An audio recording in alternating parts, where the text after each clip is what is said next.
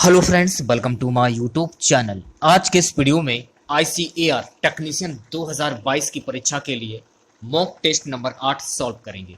इस mock test में काफ़ी इंपॉर्टेंट क्वेश्चंस को कवर किया गया है और मैं आप लोगों को ये 100% गारंटी देता हूं कि परीक्षा में बिल्कुल ऐसे ही क्वेश्चन पूछे जाएंगे।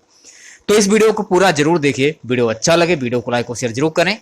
चैनल पर नए हैं तो चैनल को सब्सक्राइब कर लें, पास ही में आपके बेल आइकन होगा उसको भी दबा लें। इससे आने वाली नई वीडियो की नोटिफिकेशन आप सभी लोगों तक आसानी से पहुंच जाएगी। तो चलिए स्टार्ट करते हैं आज का वीडियो। गाइस, ICAR टेक्नीशियन की एग्जाम डेट घोषित कर दी गई है। एग्जाम जो है आपकी 28 फरवरी, 2, 4 और 5 मार्च को होनी है। जो भी बच्चे ICAR टेक्नीशियन 2022 की परीक्षा की तैयारी कर रहे हैं, आप हमारे चैनल की प्लेलिस्ट में जाइए, वहां पर आपको सारे वीडियोस मिल जाएंगे। लिंक मैं वीडियो के डिस्क्रिप्शन में दे दूंगा, जहां से आप डायरेक्ट प्लेलिस्ट में पहुंच जाएंगे। एक क्वेश्चन के लिए आपको 2 से 3 सेकंड का समय दिया जाएगा। 2 से 3 सेकंड के बाद मैं आंसर क्लियर कर दूंगा। यह हमारा मॉक टेस्ट नंबर 8 होगा और आज के इस वीडियो की PDF फाइल आप हमारे टेलीग्राम ग्रुप से प्राप्त कर सकते हैं। टेलीग्राम ग्रुप का लिंक जो है वीडियो के डिस्क्रिप्शन में दिया गया है। तो आज का पहला क्वेश्चन रहेगा, भ्रष्टाचार अवधारणा सूचकांक 2021 में 180 देशों की सूची में भारत कौन से स्थान पर रहा है? सभी लोग आंसर बताते हुए चलेगा। जो भी बच्चे C वाला ऑप्शन बता रहे हैं वो बच्चे बिल्कुल करेक्ट हो जाएंगे, 85वें स्थान पर। इसके बारे में जान लेते हैं इस क्वेश्चन से रिलेटेड। भारत को इस सूची में 40 अंकों के साथ 85वां स्थान मिला है। चीन 45, इंडोनेशिया 38, पाकिस्तान 28 और बांग्लादेश 26 अंकों के साथ इस सूची में विभिन्न स्थानों पर है।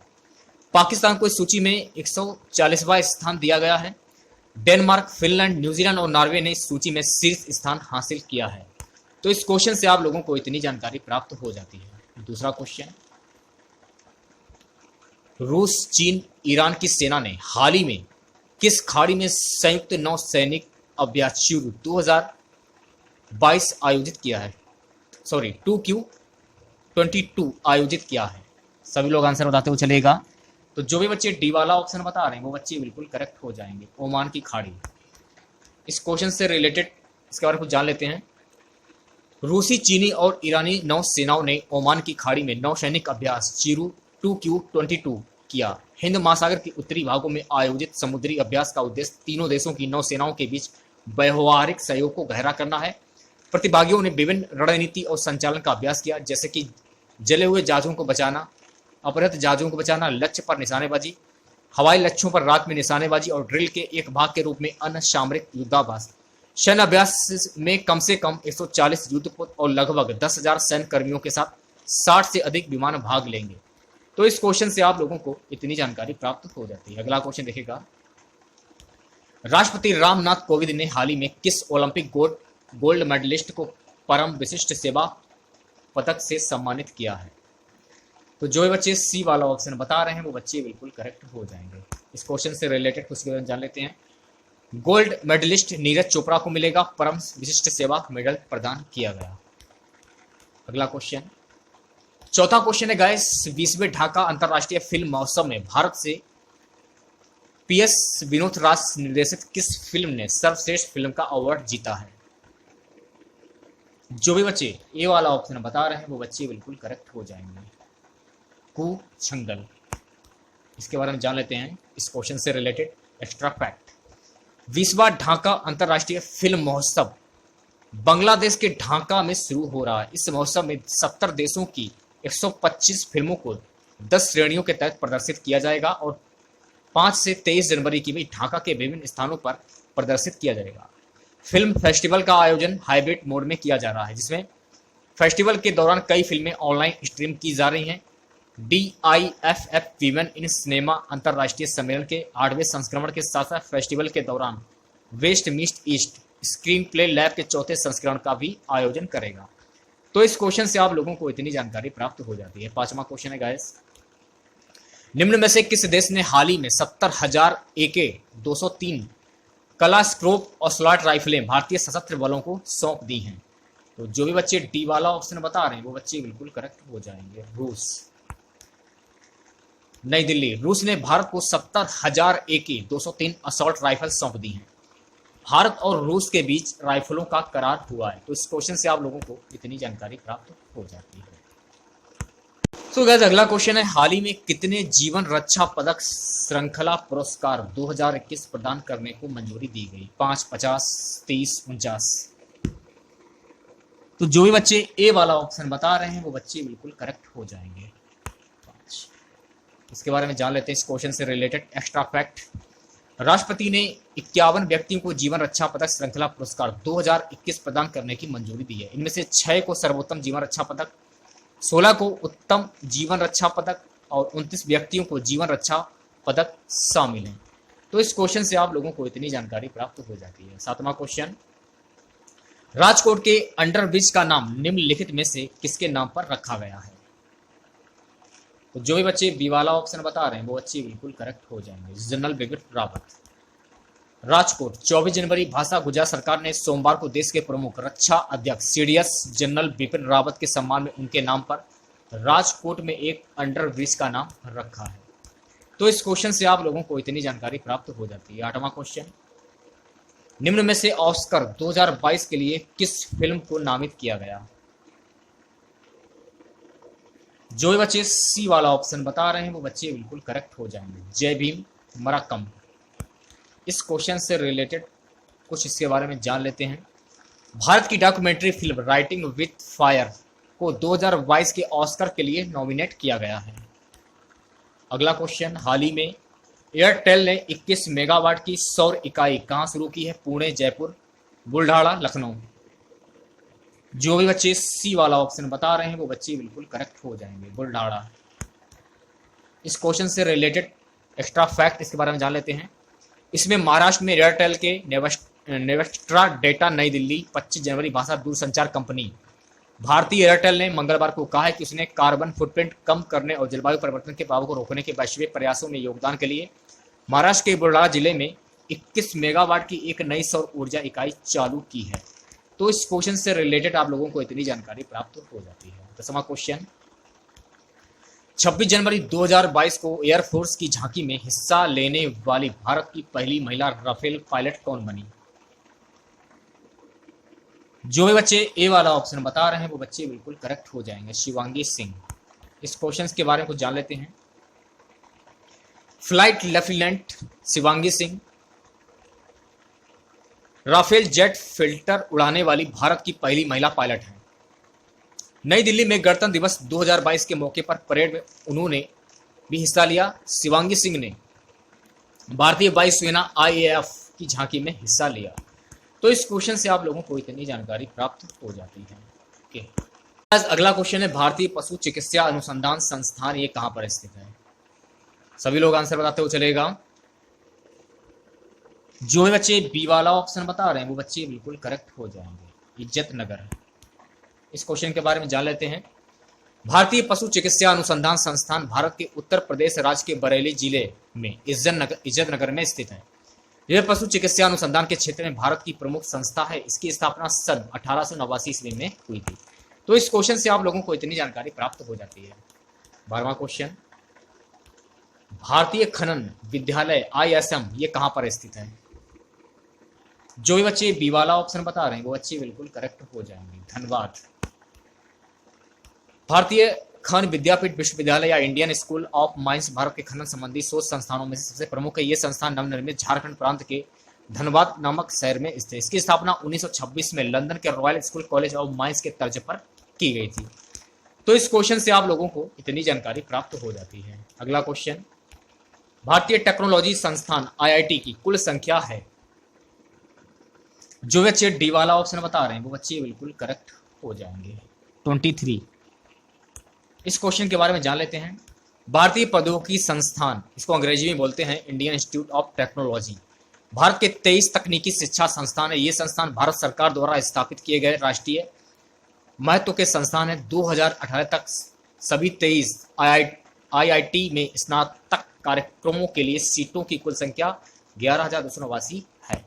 तो इस क्वेश्चन से आप लोगों को इतनी जानकारी प्राप्त हो जाती है। 14वां क्वेश्चन, भारत में सर्वप्रथम IIT की स्थापना कहां की गई थी?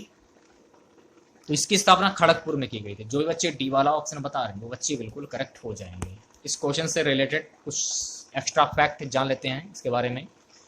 आजादी के बाद शिक्षा के रास्ते पर सर पर दौड़ा देश, 23 आईआईटी, 19 आईआईएम।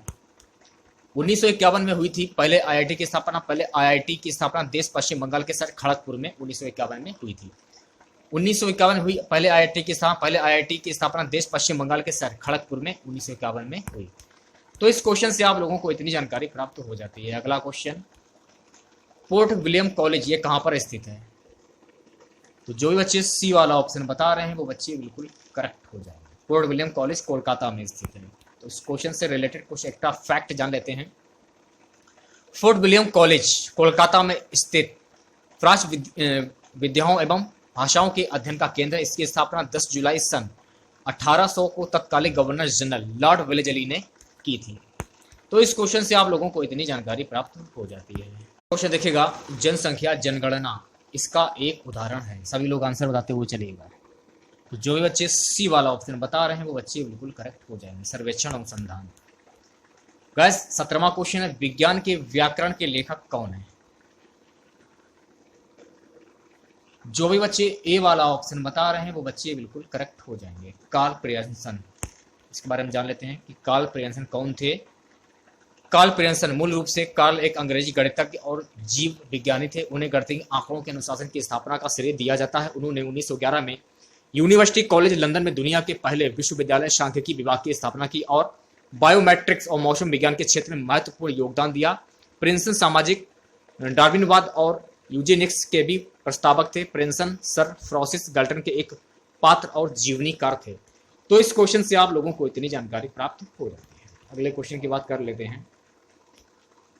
शोध समस्या को व्यवस्थित रूप से हल करने का तरीका क्या है? सभी लोग आंसर बताते हुए चलेगा।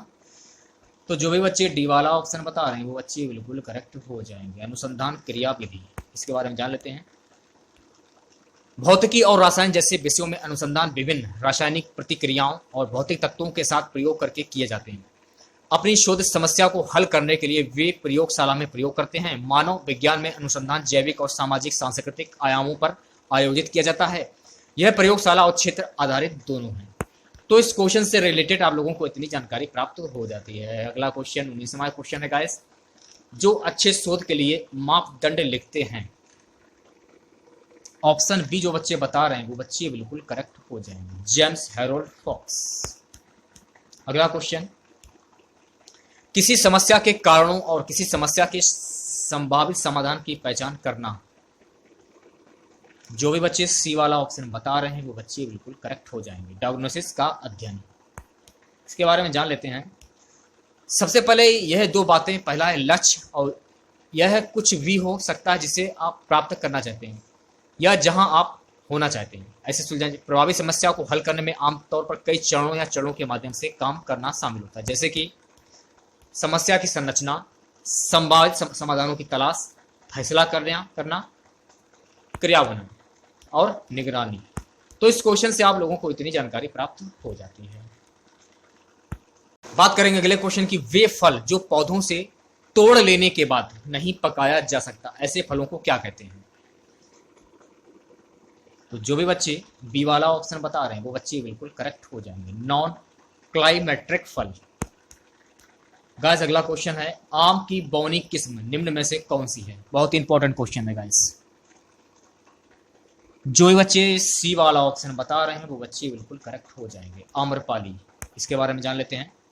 केंद्रीय और पोषण बागवानी संस्थान लखनऊ में बौनी प्रजातियों के विकास के लिए शोध किया गया और अरुणिका एवं अंबिका नाम की संकर किस्में विकसित की गई। अरुणिका अपनी मां आम्रपाली से पौधों के आकार से लगभग 40% छोटी है। लाल रंग के आकर्षण फलों के कारण बौना पेड़ और आकर्षण लगता है। तो इस क्वेश्चन से आप लोगों को इतनी जानकारी प्राप्त हो जाती है। गाइस अगला क्वेश्चन है, आम की बीज रहित किस्म निम्न में से कौन सी है? तो जो भी बच्चे ए वाला ऑप्शन बता रहे हैं वो बच्चे बिल्कुल करेक्ट हो जाएंगे, सिंध। इसके बारे में जान लेते हैं, इस क्वेश्चन से रिलेटेड एक्स्ट्रा फैक्ट। गुजरात में पहली बार एक किसान ने रत्ना व हाफूस आम की संकर प्रजाति की फसल तैयार करने में सफलता पाई है। इस विशेष प्रजाति के आम में गुठली नहीं होती। तो इस क्वेश्चन से आप लोगों को इतनी जानकारी प्राप्त हो जाती है। अगला क्वेश्चन, वह कौन सी हार्मोन्स है जो फलों को पकाने में मददगार है? तो जो भी बच्चे डी वाला ऑप्शन बता रहे हैं वो बच्चे बिल्कुल करेक्ट हो जाएंगे, फलों के पकने के लिए एथिलीन जिम्मेदार है। गैस अगला क्वेश्चन, टमाटर में लाल रंग का कारण निम्न में से कौन सा एक तत्व है? लाइकोपिन। तो जो भी बच्चे डी वाला ऑप्शन बता रहे हैं वो बच्चे बिल्कुल करेक्ट हो जाएंगे। इस क्वेश्चन से रिलेटेड एक्स्ट्रा फैक्ट जान लेते हैं। टमाटर का रंग लाइकोपिन के कारण लाल होता है। टमाटर विश्व में सबसे ज्यादा प्रयोग होने वाली सब्जी है। इसका पुराना वानस्पतिक नाम लाइकोपोर्सिकॉन एस्कुलेटस मिल है। वर्तमान समय में इसे सोलेनम लाइकोपोर्सिकॉन कहते हैं। बहुत से लोग तो ऐसे हैं जो बिना टमाटर के खाना बनाने की कल्पना भी नहीं कर सकते। इसकी उत्पत्ति दक्षिण अमेरिका एंडीज में हुआ। मैक्सिको में इसका भोजन के रूप में प्रयोग आरंभ हुआ और अमेरिका के स्पेनिश उपनिवेश से होते हुए ये विश्व भर में फैल गया। तो इस क्वेश्चन से आप लोगों को इतनी जानकारी प्राप्त हो जाती है। ठीक है गाइस, अगला क्वेश्चन, निम्न में से कौन सी रासायनिक परिवर्तन नहीं है? सभी लोग आंसर बताते वो चलेगा।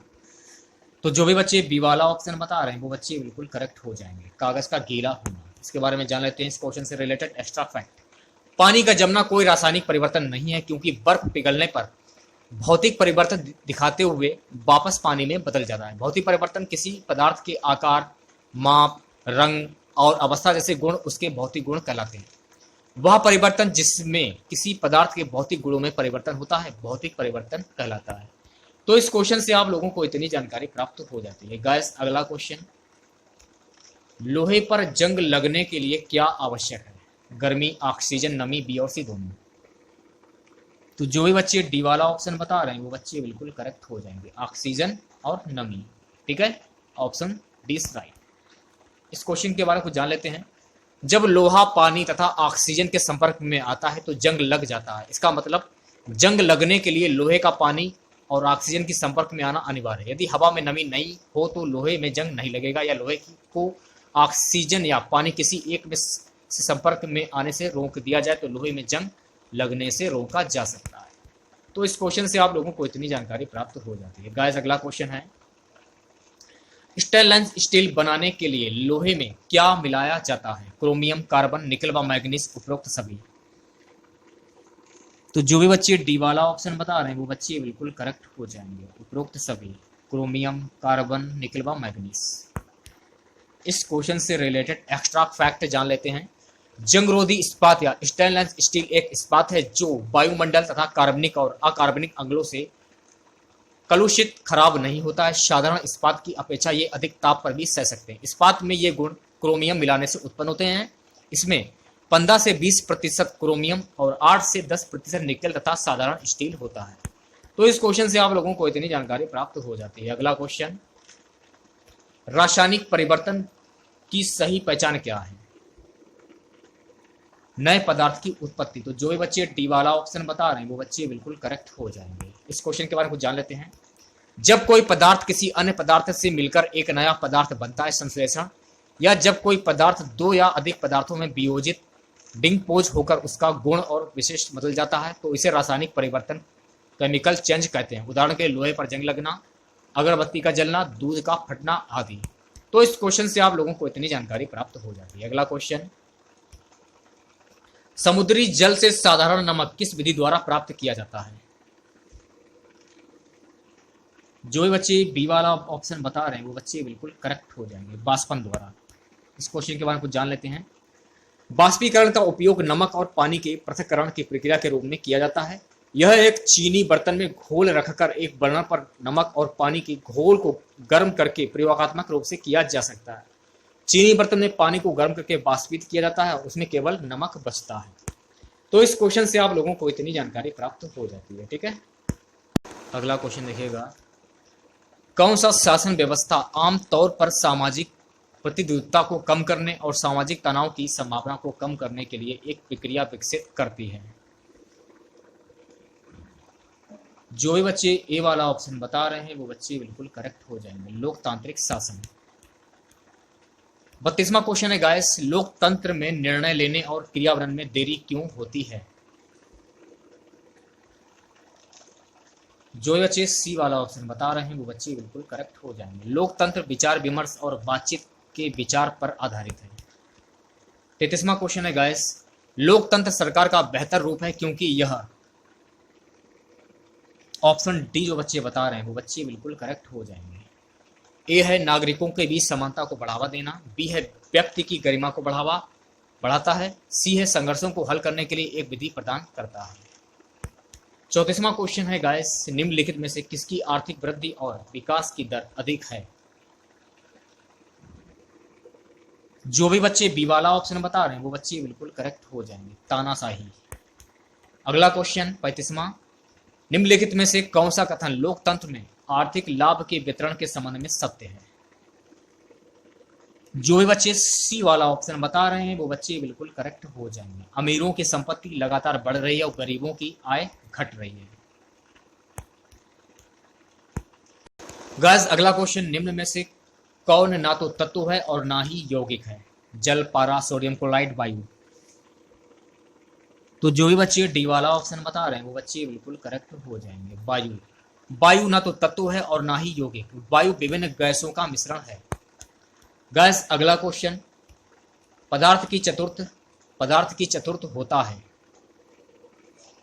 प्लाज्मा। तो जो भी बच्चे सी वाला ऑप्शन बता रहे हैं वो बच्चे बिल्कुल करेक्ट हो जाएंगे। इस क्वेश्चन से रिलेटेड कुछ इसके बारे में जान लेते हैं। पदार्थ की चतुर्थ अवस्था प्लाज्मा कहलाती है। इसका उपयोग ट्यूब और नियॉन संकेत वाले बल्ब के निर्माण में किया जाता है। उच्च ताप के कारण सूर्य और तारों में भी प्लाज्मा की उत्पत्ति होती है। तो इस क्वेश्चन से आप लोगों को इतनी जानकारी प्राप्त हो जाती है। अगला क्वेश्चन, निम्नलिखित में कौन एक यौगिक है? स्टील, पीतल, रेत, हीरा।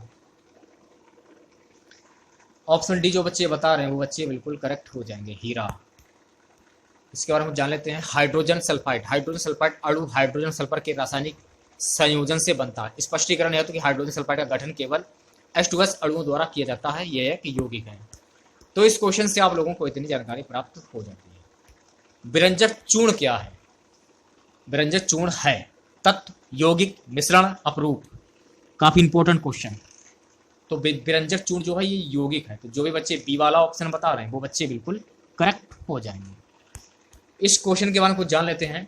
विरंजक चूर्ण ब्लीचिंग पाउडर का रासायनिक नाम कैल्शियम ऑक्सीक्लोराइड है। शुष्क बुझे हुए चूने पर क्लोरीन गैस प्रभावित कर इसका उत्पादन किया जाता है। वस्त्र व कागज उद्योग में विरंजक के रूप में प्रयोग किया जाता है। पेयजल को शुद्ध करने में प्रयोग किया जाता है।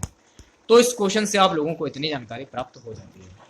तो आज का हमारा सबसे लास्ट क्वेश्चन रहेगा, निम्नलिखित में से कौन सा एक मिश्रण नहीं है? ग्रेफाइट, कांच, पीतल, इस्पात।